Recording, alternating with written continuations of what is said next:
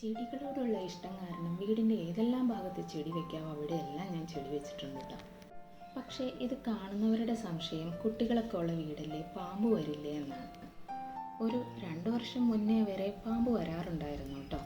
കാരണം വീടിനോട് ചേർന്നൊരു കപ്പത്തോട്ടമുണ്ട്.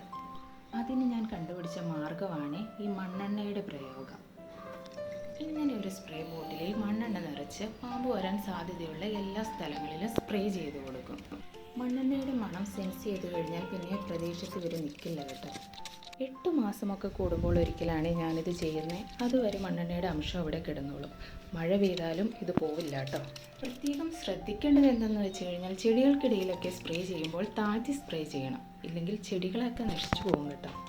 വീട്ടിൽ സ്ഥിരമായി തുറന്നിടുന്ന ജനാലകൾക്കരികിലും ഞാൻ സ്പ്രേ ചെയ്ത് കൊടുക്കാറുണ്ട് കേട്ടോ. വീഡിയോ ഉപകാരമെന്ന് തോന്നിയാൽ എല്ലാവർക്കും ഷെയർ ചെയ്ത് കൊടുക്കണേ.